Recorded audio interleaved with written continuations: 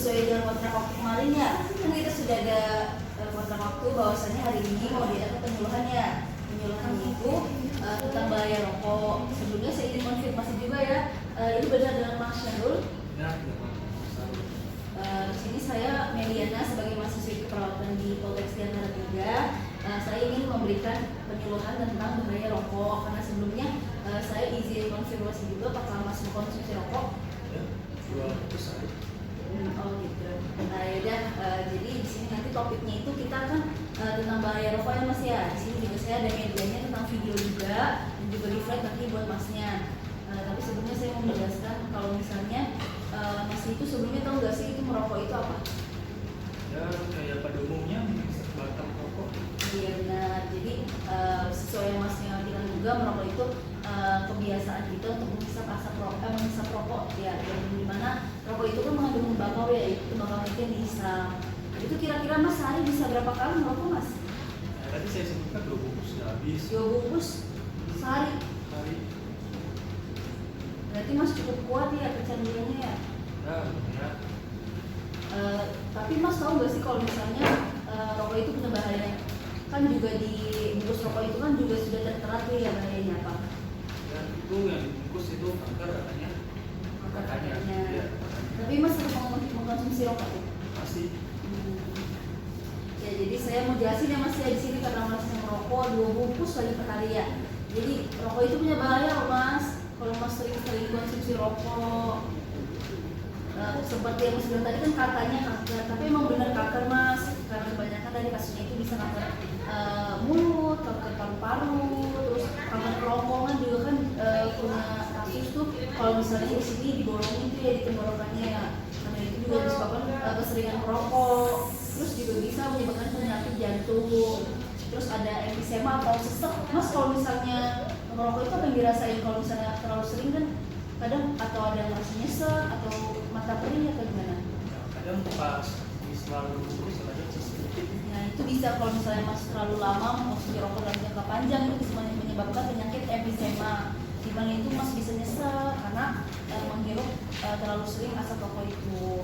Terus bisa juga gangguan medis lainnya, bisa hipertensi, gangguan saluran napas seperti itu. Cukup itu aja yang Mas rasain pas sering rokok atau ada lagi? Buat dikit paling. Terus Mas tahu nggak sih Mas, kan tadi sudah saya sebutin ya bahayanya ya, tapi kalau kandungan dalam rokok itu yang Mas konsumsi setiap hari itu Mas tahu nggak? Ya, nikotin kan?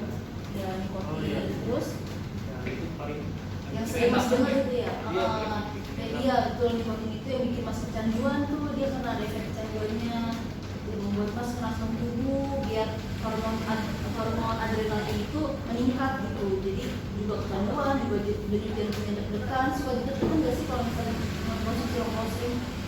kalau harga kekencengan. Oh, iya. Terus ada juga Mas, kandungan rokok itu karbon monoksida. Nah di sini tuh dia bisa menyebabkan otot jantung dan fungsinya menurun gitu. Itu yang bisa menyebabkan lemas, terus pusing, stres rokok. Tapi kan asapnya kan dikeluarin lagi. Iya, tapi kan sebelumnya ada kehirup juga. Ini Mas perokok aktif kan ya? Yang merokoknya suka di depan lingkungan atau enggak? Di tempat area rokok Area rokok aja. Tapi di depan keluarga kadang merokok nggak? kan 2 kali. Oh iya. Ya, beberapanya sih itu sih Mas ya yang sering kita dengar juga ya. Terus ada amonia itu juga bisa menyebabkan sesak napas. Gitu. Jadi yang hirup yang kita konsumsi. Udah paham Mas? Sampai sini sih jelasin tentang kandungannya, bahayanya. Jadi rokok kandungan cuma nikotin doang. Nggak banyak sebenarnya Mas. Jadi di sini saya jelasin lagi ya kalau misalnya rokok itu punya karbon monoksida, tadi bisa fungsi otot jantung itu menurun, bikin Mas lemas. Terus ada nikotin tuh yang bikin Mas kecanduan. Terus ada tar di sini itu bisa mengendap di paru-paru, bisa menyebabkan penyakit paru-paru, kanker paru-paru. Terus ada juga amonia itu tadi saya bilang buat bikin sesek. Dan terus ada kadmium, arsenik, sebenarnya banyak Mas kandungan rokok itu yang bikin bahaya gitu. Terus saya mau nanya juga nih sebelumnya Mas ada niatan untuk berhenti merokok nggak atau mengurangi gitu? Ya paling dikurangin Iya. dikit paling.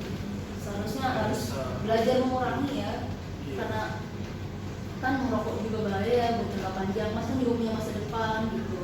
Kalau merokok terus kan bisa menyakitkan mas. Ya paling dikurangi lah dikit-dikit lah, nggak bisa. Sini saya juga mau menampilkan video yang mas ya tentang bahaya rokok. Jadi kita tampilin dulu biar pasti bisa melihat juga. Sini mas. Nih, maaf ya mas. Kan mas.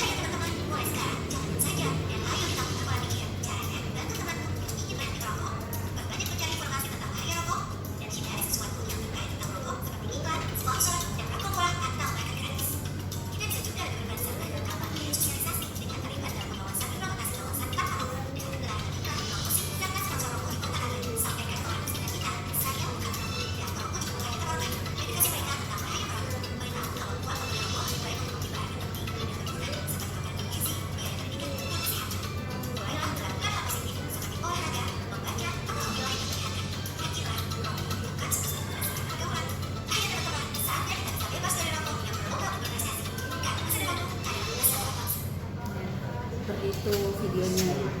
Ya. Jadi dari video itu mas udah ada keinginan untuk berhenti merokok belum?